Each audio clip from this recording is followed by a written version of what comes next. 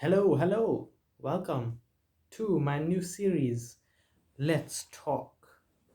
Now, disclaimer, this is going to be a daily therapy session for me to just speak my mind because, quite frankly, I need this. And another disclaimer, as you could pretty much see, I am no professional photographer or YouTuber. So, please don't expect this quality the quality of this video or the following to come to be very high. And on that topic, today's topic is why YouTube is dead. Yes, you heard me right. And you might probably have already realized this, but we haven't really taken a chance to explain or really discuss this. So let's go. Firstly, all of the YouTubers who are big today have millions and millions of subscribers. Therefore, they earn millions of dollars, if not hundreds of thousands. And quite frankly, they have the resources to produce high quality content, which is un which is not possible, or it is possible, but it's unrealistic for people like me or any other smaller, younger age person with less resources. Okay, now what does that mean for YouTube?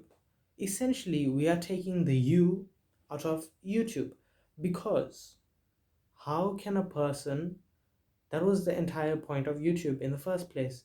It was meant to be you managing your own channel, starting the show. So now we have a whole bunch of YouTubers with big teams behind them, and much of the time, much of this content is scripted, and we are not even seeing the real YouTuber.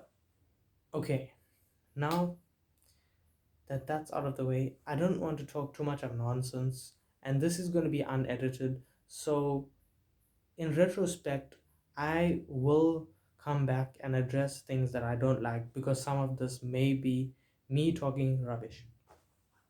So, now, secondly, why YouTube is so dead. Now, the monetization policies, all right? Nowadays, you can't even put in music, which is understandable, without getting copyrighted. Yeah, it is understandable, but it like takes out all of the fun from YouTube because literally your video will not get shown to other people once you have the copyright claim or copyright strike. It reduces the points of your video in YouTube's algorithm scores and ratings, in YouTube's ratings, and then as a result, your video doesn't get as much coverage, or so it would seem. Then the other thing is, um, the you can't even put in other people's videos like into your own video or react to them without getting copyright strike. So if you saw the one video where I reacted to the Mr. Beast's YouTube rewind, okay, that got copyrighted. So like, and nobody watches that video. So basically, it should mean that the video had less ratings. Sorry, the bin truck is outside, so you have to bear with that noise. And now, I don't want to get flustered when I speak here because this is supposed to be me making sense of things and recording it for myself. So, yeah, and also maybe if you find sense in it. Then I would like to say the type of content being released on YouTube these days, it's so it's so fake and unrealistic. and unattainable. Let me explain what I mean by that. A lot of these YouTubers, they have a lot of money, okay? Let's name some of them. KSI, um, basically any favorite YouTuber of yours who is big and who has been doing this for a long time, okay? They have a lot of money, which means, which attracts people because they can do unordinary things like purchase an extravagant car or purchase an extravagant house, have big budget videos, right? If you look at the Sidemen, they literally, their budget for some of the videos are so crazy. Like the latest video that they produced for the Sidemen's Got Talent, that video probably cost more than, let's say, maybe $150,000 US dollars. So I mean, that's fine because that was proper production and everything. But let's take for example like car YouTubers, okay? They'd be buying cars every 2 months, new supercars, things like that, just for content and for people to like be excited and interested in. Now the problem with this is it creates like a false sense of reality for viewers. So viewers are always like, because there's this sense of like, when you buy a new vehicle or a new house, it's an achievement, right? But when you see people buying these expensive items and reaching these milestones um, what's the word, regularly, okay, it makes you feel bad about yourself. You create a false expectation of yourself to idolize that type of lifestyle, not which is unnecessary. We don't need to buy hypercars every 2 months, or we don't need to have you don't need to set these false expectations for yourself, and this leads to like a lower self-esteem for people, for everyday people who aren't able to get into this YouTube thing because simply the bar is set too high for content creation. And YouTube Academy, they do nothing about this. Literally, I've been on that thing.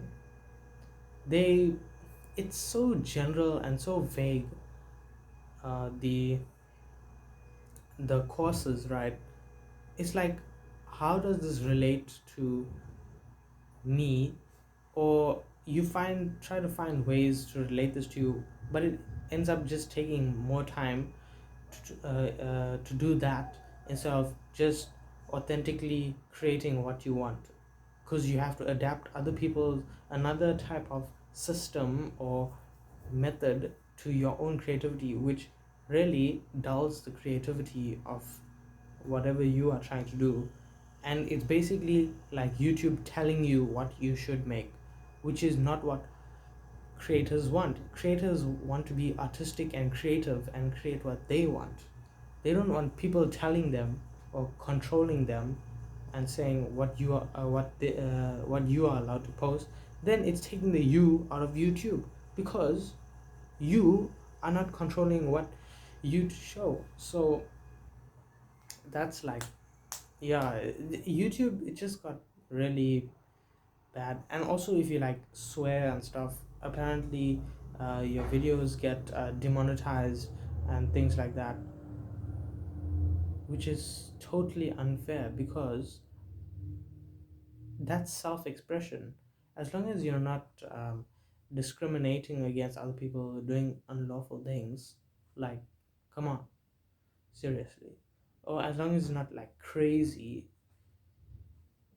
But anyway, YouTube is dead. How many people have you seen who have risen recently, grown in viewership and supporters and subscribers from on YouTube recently? Not much. Even people from TikTok stars, like they start YouTube pages, but they never kick off because simply for the reasons that I just explained, because of a resource constraint. Um, Basically, YouTube has become like a TV. Yeah, YouTube has become like TV. So, what's the point of it being YouTube? It's like if you go back, way back to the founder of YouTube, what would he think of it now? What would did he have this vision in his mind of what YouTube was going to be when he created it all those years back? Personally, I don't think so because it's too commercialized. Yes, obviously, everybody wants money, everybody likes money. Money is a good thing, but don't let it ruin your creativity. A big YouTubers, they feel like they have to produce a certain type of content which they may not particularly enjoy just because it seems so outrageous that people will watch it. Now, what's the sense in that? People can't be themselves on YouTube because they'll get cancelled, um, and that's not fair. So that's why YouTube is basically dead. It's become this place with too many parameters and boundaries and constraints. It was once a place where you could just be creative and free.